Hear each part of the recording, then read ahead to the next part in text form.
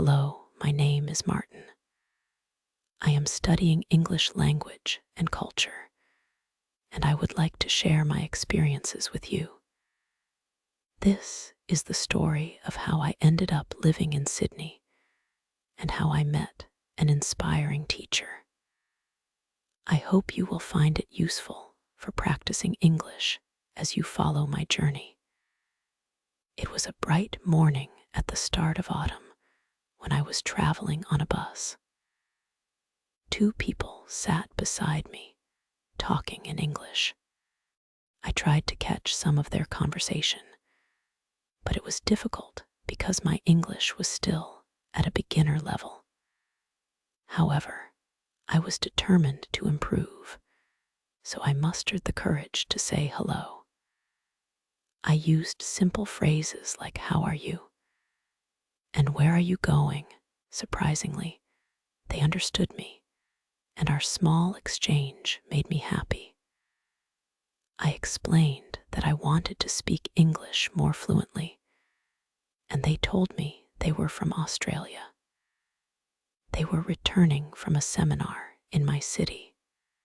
We talked for about 10 minutes until my stop came, and before I left, they wrote down their contact details and said I could visit them in Sydney if I ever had the chance. That invitation filled me with excitement. After that meeting, I focused on my English every day. I translated short articles, watched online videos, and tried to learn new words. My progress was slow at first, but after about 4 months, I noticed real improvement. Still, I felt I could do more, so I made the bold decision to go to Sydney for a language course. Once I arrived, I enrolled in a local language school. My first class began on Monday morning. Our teacher, who introduced herself as Miss Harris, was young, energetic, and patient.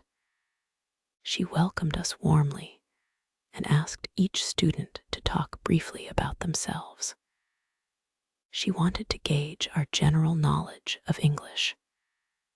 Ms. Harris explained that she would teach us through an approach that was very engaging. Instead of relying solely on textbooks, we would immerse ourselves in English through consistent, everyday use. I liked this idea because I never enjoyed memorizing grammar rules from standard textbooks.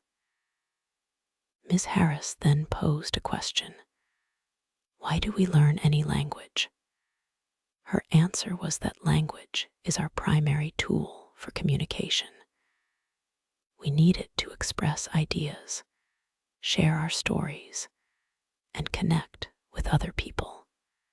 Therefore, the best way to learn English is to use it in real-life scenarios as often as possible. We would spend plenty of time speaking, listening, and interacting with each other in English. Many students, she noted, put too much emphasis on memorizing lists of words or studying advanced grammar, but they do not practice actually speaking. While vocabulary and grammar are important, you should internalize them through daily conversation. This was the philosophy of our course, and I found it both simple and refreshing.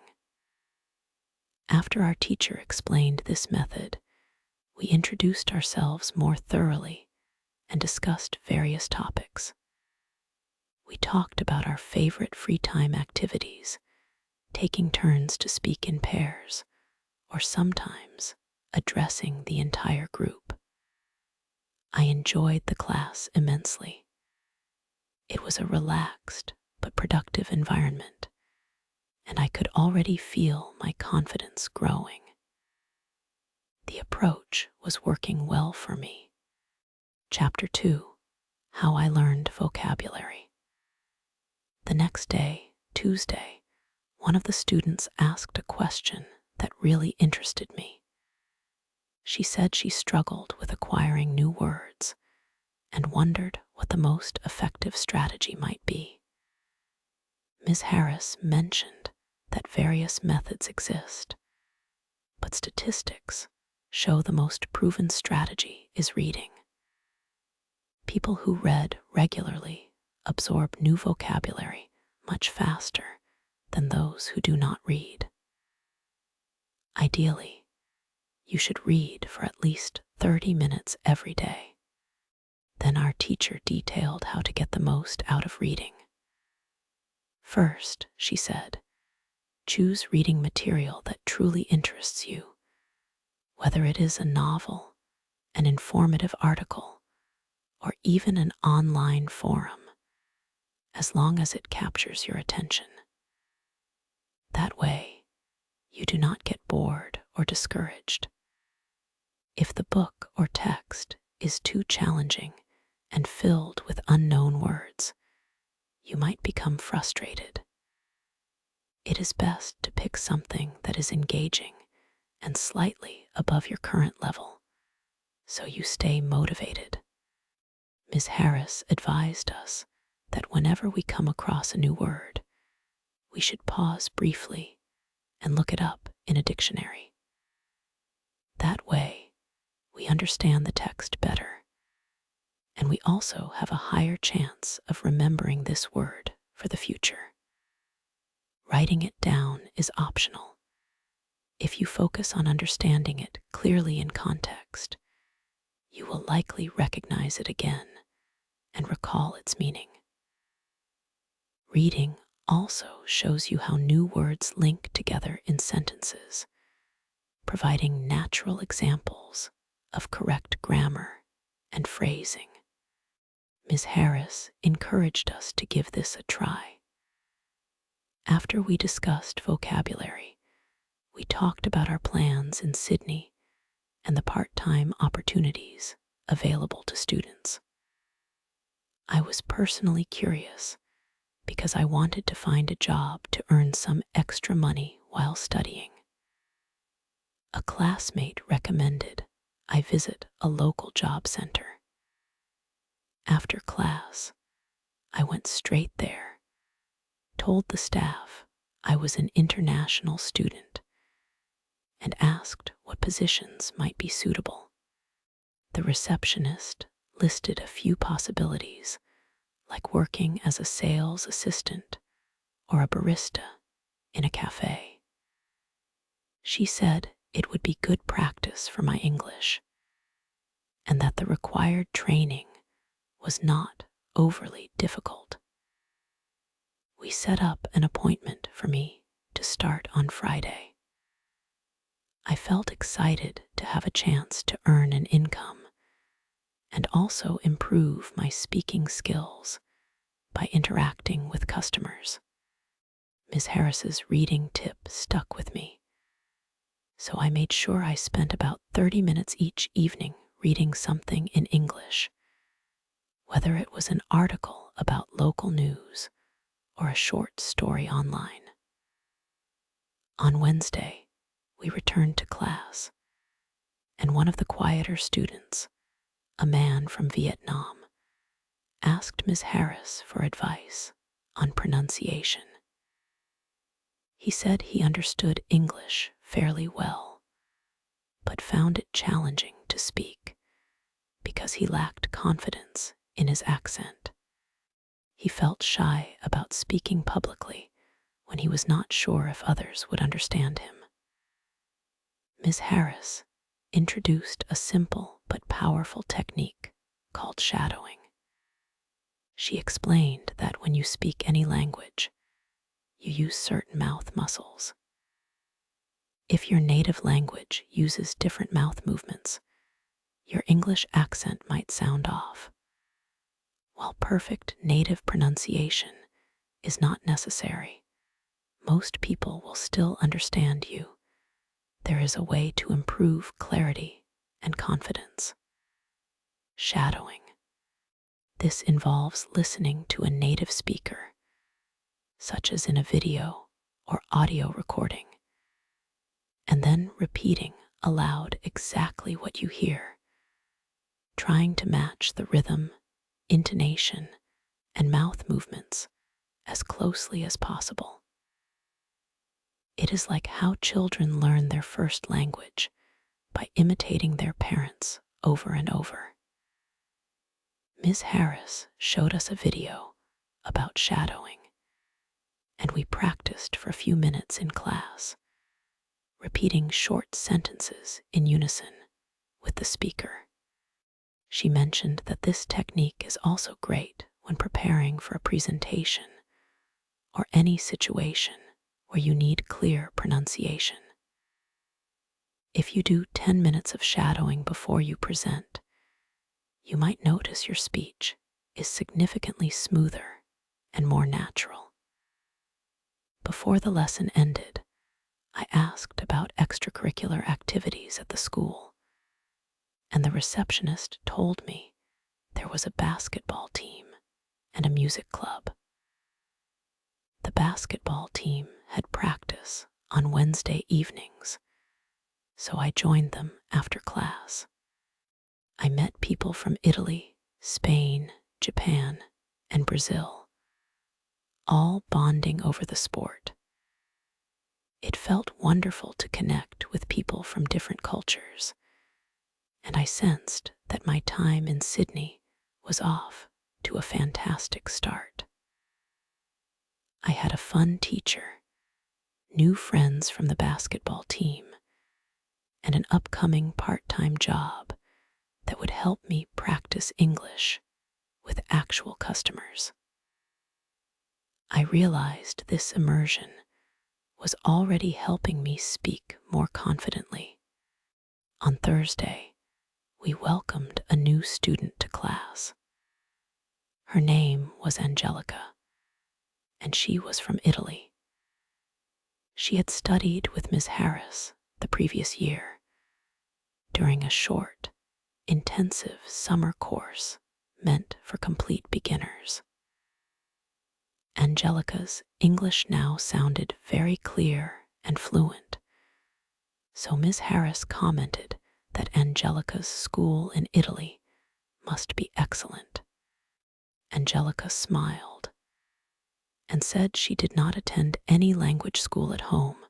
Instead, she focused on the learning techniques Ms. Harris had taught her: reading, shadowing, and something called thinking aloud. Angelica explained that she had started practicing daily, usually by reading novels and watching English movies. Then she mentioned thinking aloud, a method that piqued my curiosity because I had never heard of it. She said she often thought in English rather than Italian, and to reinforce it, she would speak her thoughts out loud in English, even when she was alone.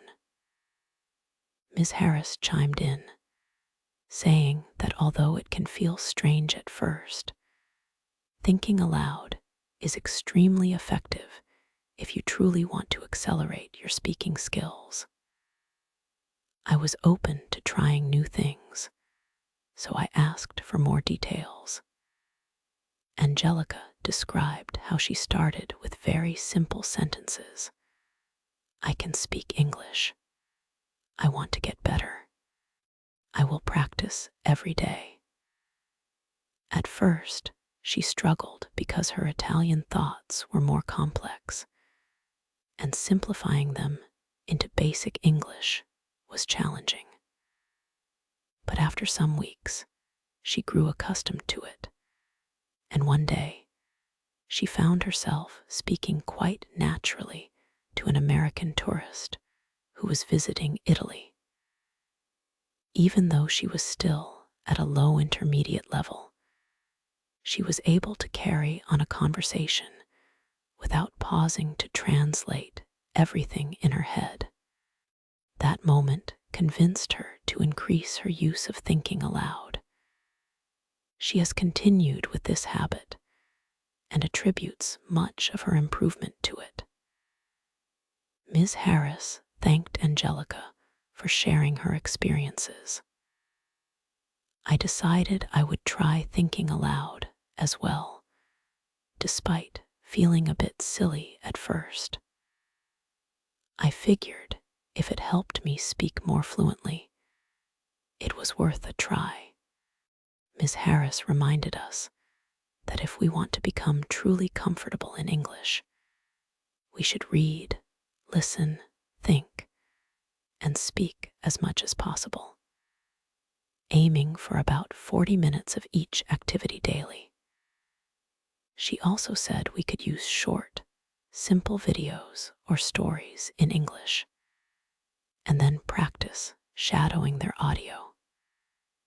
It was good advice, and I made a mental note to reorganize my schedule to include reading, shadowing, and thinking aloud, in addition to my new part-time job and basketball practice. After class, I felt more inspired than ever. Life in Sydney seemed brimming with opportunities to improve my language skills. The course itself was interactive, encouraging us to participate in real communication. My job at the cafe would push me to speak English naturally. Basketball practice would let me meet new friends from diverse backgrounds, and the techniques I was learning reading, shadowing, thinking aloud would help me systematically develop my vocabulary, grammar, and pronunciation. I remembered Ms. Harris saying, "Language is a tool for communication, so always think about how you can use it in daily situations." She was right. Every day, I had countless opportunities to speak, listen, and engage with people around me. In the coming weeks, I plan to continue combining my school lessons, job experience, and personal study habits. I was finally starting to see how a language truly gets learned, not just by studying rules, but by living and breathing the language whenever possible. This was the essence of the method that helped Angelica go from a beginner to an advanced speaker. I wanted to follow a similar path. If you are also looking to improve your English, the same strategies can work for you. Read a lot, listen as much as possible, speak every day even if it feels awkward, do some shadowing to refine your accent, and practice thinking aloud to internalize the language. Consistency is key. Thanks to my teacher's guidance and the example of my classmates, I found a sense of direction and motivation. My journey had only just begun, but I felt confident that if I kept using English daily and tried these proven techniques, I would achieve real fluency.